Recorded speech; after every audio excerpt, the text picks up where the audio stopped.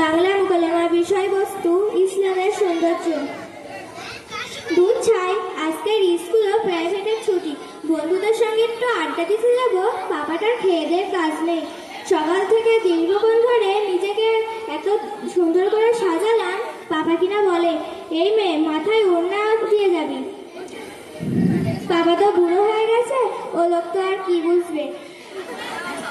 বাইরের কি অবস্থা, মাকে ভুলভাল বুঝিয়ে মাকে রাজি করালাম। আর না, এবার ওড়নাটা খুলি। আসসালামু আলাইকুম। কে শবনম না? এই শবনম, তোর একই অবস্থা। আমরা একসঙ্গে সব মুক্ত পড়তাম, এর মধ্যে তুই এমন হয়ে গেলি কেমন করে? ছি ছি, তুই একটা আরবি জানা মেয়ে, একটি ভালো ফ্যামিলির মেয়ে, তোর যদি এই অবস্থা হয় তাহলে সাধারণ মেয়েদের কি অবস্থা হবে? এই সুরাইয়া, তুই আমার জ্ঞান দিচ্ছিস? তুই তো পড়ে আছিস 1400 বছরের কালচার। তুই যে পোশাক পরে আছিস মনে হচ্ছে সাক্ষাৎ ভূত। এই যুগে এইসব চলে, যত সব আনকালচার। তাওবা তাওবা শবনম, তোর এত বড় সাহস! তুই একজন মুসলমানের মেয়ে হয়ে ইসলাম ধর্মকে উপহাস করছিস? তোর জানা নেই নারীর সঠিক মর্যাদা একমাত্র ইসলাম ধর্মে দিয়েছে।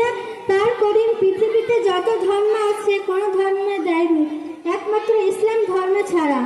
আর তুই কিনা সেই ধর্মের আদর্শ কটাক্ষ করছিস? কি হবে তোদের মতো মেয়েদের উপায়? অনেক বেধর্মী সেলিব্রিটি নায়িকারা ইসলাম ধর্মে আকর্ষিত হয়ে ইসলাম ধর্ম কবুল করেছে, আর তুই কিনা সেই ধর্মে আদর্শ কটাক্ষ করছিস। তোর জানা নেই যে একজন খ্রিস্টান গায়িকা ইসলাম ধর্মের সৌন্দর্য দেখে তার ধর্মকে ছেড়ে দিয়ে ইসলাম ধর্ম গ্রহণ করলো, আর তুই কিনা একটু স্কুলে কয়েক ক্লাসে পড়ে নিজের ধর্মকে তুচ্ছ জ্ঞান করলি? সত্যি বলছিস সুরাইয়া? আমি তো আগে এত কিছু জানতাম না। আমি ভাবতাম আধুনিক যুগের সঙ্গে তাল মিলিয়ে চলাটাই সভ্যতা। যাক সুরাইয়া, এখন আমি আমার নিজের ভুল বুঝতে পারলাম। এখন আমি কি করব?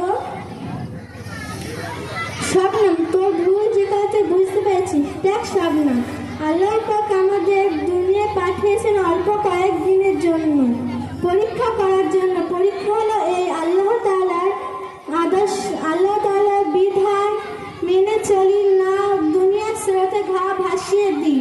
আমাদের এই পরীক্ষা। আল্লাহ